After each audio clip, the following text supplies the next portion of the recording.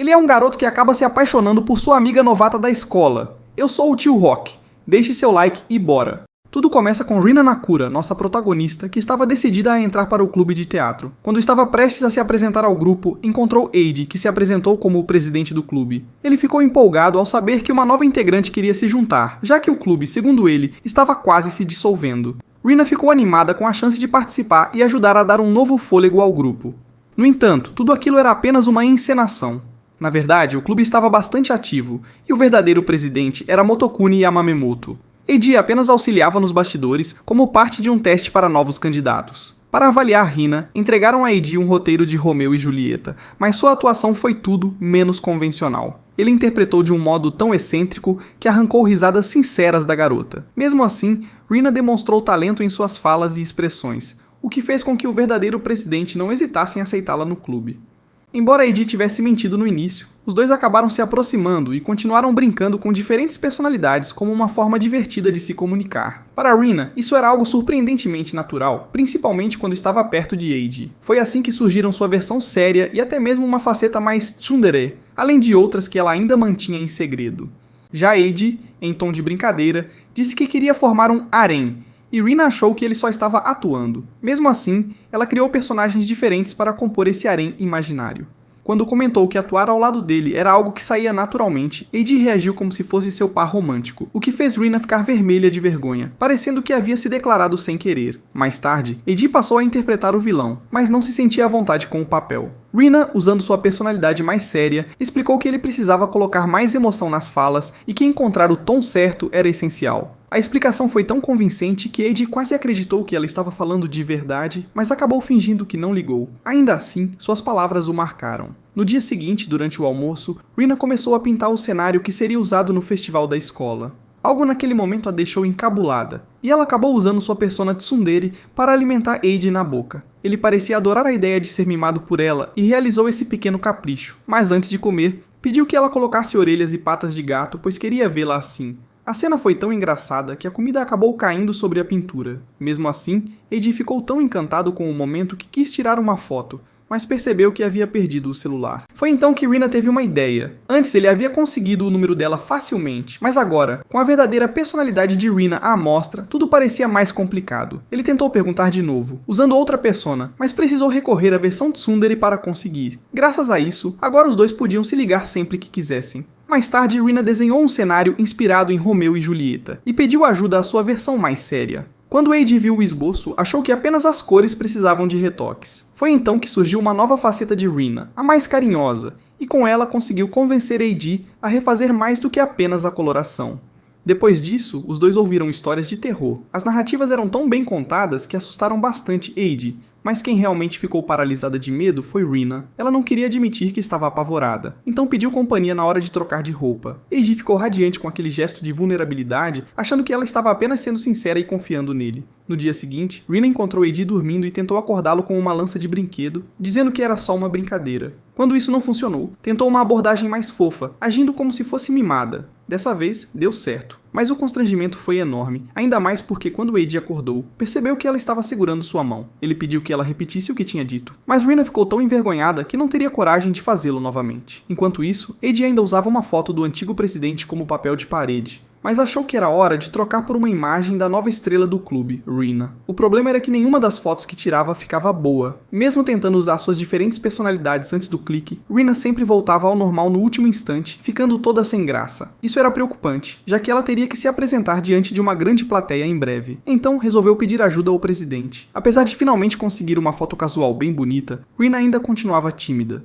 Naquele mesmo dia fizeram provas. Eiji saiu da aula abatido por ter ido mal. Rina também não estava muito confiante, mas tinha se saído melhor em matemática. Eiji comentou que ela não prestou atenção quando ele tentou explicar o conteúdo. Brincando, Rina usou sua persona de guerreira para dizer isso empunhando uma lança imaginária. Mesmo sendo apenas uma piada, Eiji levou a sério e prometeu estudar mais para poder ajudá-la. Ele até pensou em criar uma personalidade para cada disciplina, mas Rina preferiu estudar sozinha.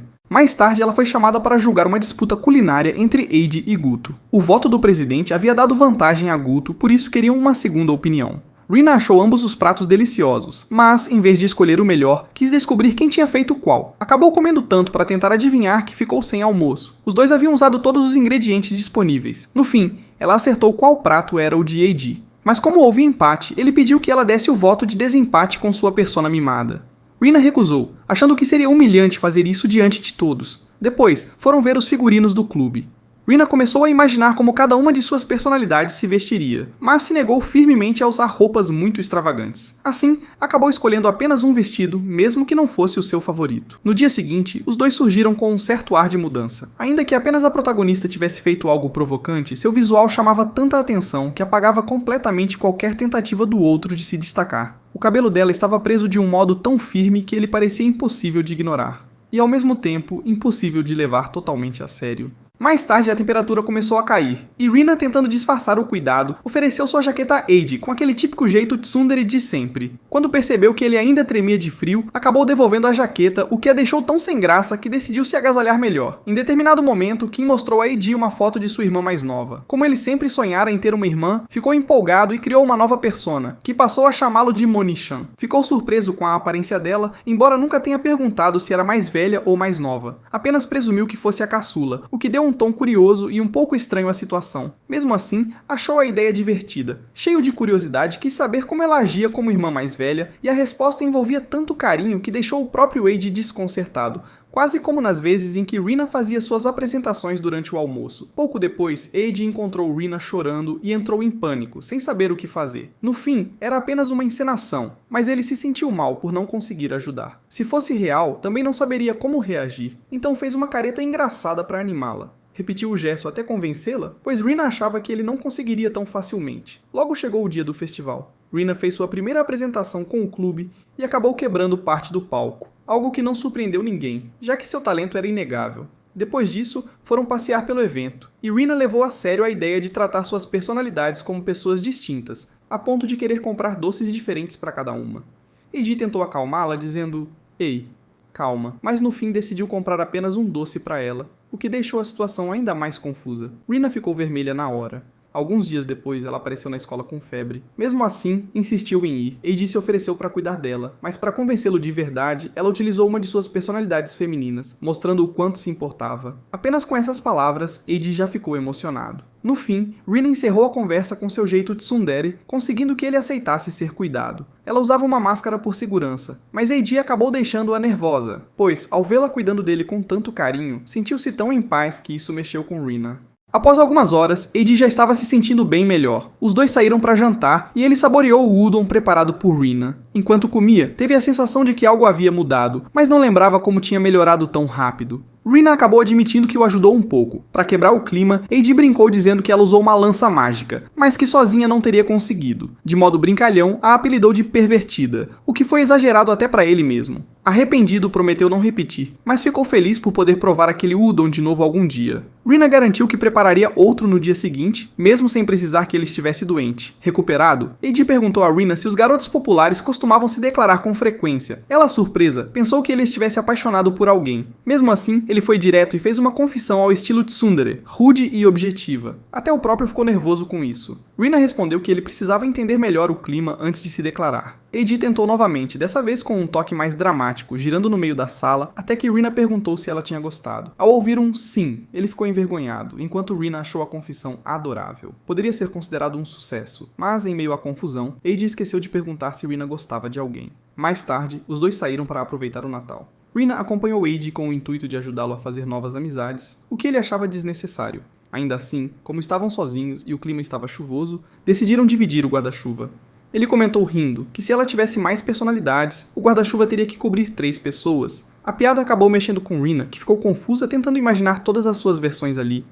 No fim, ficou contente por estarem só os dois, tornava tudo mais simples, embora bem mais embaraçoso. Com a chegada das férias de inverno, Rina começou a se sentir entediada por passar tanto tempo em casa. Ligou para AD, fingindo ser sua versão mais séria, mas ele percebeu logo que ela só queria conversar por estar entediada. Mesmo assim, Rina acabou se deixando levar pela conversa. Então, ele a convidou para visitar um templo no dia seguinte, e ela aceitou sem hesitar. Assim que chegou, já vestia seu yukata, o que deixou Eiji encantado com a aparência dela. O frio era tanto que Rina mal conseguia se mover, então ele lhe emprestou seu aquecedor de mãos. Como já estava fraco, ela acabou oferecendo a própria mão, o que a deixou ainda mais nervosa. Para piorar, Eiji relaxou tanto com o toque que quase adormeceu. Depois foram tirar suas fortunas no templo. Eiji tentou pegar uma para cada personalidade, mas o atendente explicou que todas contavam como uma só pessoa. Rina o convenceu a escolher apenas uma, mesmo que ele tenha ficado desapontado. Ainda assim, ela ficou tão fofa tentando justificar o esforço que Eiji se sentiu inspirado. Quando Rina tentou impedi-lo de insistir, acabou tropeçando e caindo nos braços dele. A sorte que tiraram era comum, mas para Eiji o verdadeiro prêmio era ter Rina ali, corada e sorrindo. Com a volta às aulas, Rina passou a levar os estudos mais a sério. Estava concentrada quando encontrou Eiji em um de seus dias de folga do clube. Ele procurava um livro para usar como referência em um cenário, mas a biblioteca informou que não poderia emprestar o material para aquele tipo de uso.